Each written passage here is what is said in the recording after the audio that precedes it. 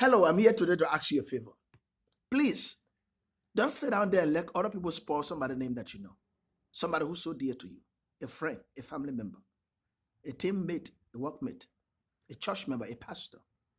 If you know somebody and people are saying bad things about them, stand up for that person. I believe you too will appreciate if somebody stood up for you when others are gossiping you, when others are lying on you and saying all kinds of things that may be half truths or totally untrue. And so it will be unfair to you for somebody who know you, who you trust to sit down there, and a bunch of people are talking bad things about you, and the person who know you does not talk to stop them. To make things worse, many people leave such setting without telling the person what had happened. Now it becomes a problem because if you told me what people said, then I have to ask you, what did you say when they said it? So if you just become the news reporter, but you didn't defend me, then how good is this friendship we have? It is very important because of the trust and the relationship we have with each other. Let me be able to trust you to have my back. You should be able to trust me to have your back. Let our friendship, let our family relations, let our church membership and our association as church members and pastors, as fellow believers in the Lord, let it be so thick that when somebody comes to say something about you, I will not react unless I speak to you.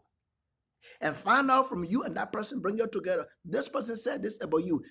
This is the person. Now say it so that we can understand it. Because you don't want to make a decision tomorrow. You don't want to react a certain way. Then you find out tomorrow that other person fooled you. I have come to realize in my short time in this life that fine people can lie, church people can lie, and people out in the world can lie. So somebody can put a total lie together and say something about somebody that is not true. Now, if you would not have the second thought to ask the other person so that you get a point of view, or if they are all connected to you, put all two of them on a line or have a meeting with everybody to understand it. Maybe somebody fooled the other person, they didn't do it intentionally. But if they did it intentionally, then you can fix that. But you being there, somebody killing somebody's character, spoiling their name, and you don't say anything. Do you know the Bible says a good name is worth more than millions of dollars, it's worth more than precious silver and gold? And so if you sit down there and people you know, or people you don't even know, they are spoiling somebody's name that you know and you don't talk, you are part of the problem. It shouldn't be this way. I should be able to trust you when we have some sort of relationship. You should be able to trust me if we have some sort of connection, that I will not let evil come to you. I don't know how long it took you to build a good character over the years. So I should not let another person just come and destroy your character like that.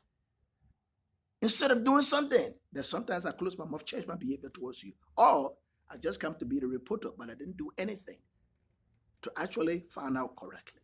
So I'm here to ask you today. You may have friends and family.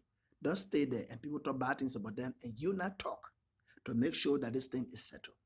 If even your friend or your family member offended the other person, now there's a good opportunity for you to become the peacemaker between the two of them and settle the problem. If anything, your friend or family spoil, so you pay for it to the other people and fix the problem. But don't be there and it destroys somebody else you know. This has been destroying all kinds of people around the world. It's a sick behavior to pretend to somebody that you love them, but yet you know people destroying them and you're part of them, you don't say anything. As a matter of fact, that makes you a spy. Because sooner or later, you'll be taking information from the so-called person you love and taking it to the other people on the other side. I pray today that will not be you. And if you see somebody doing it, stop them because it is totally not fair.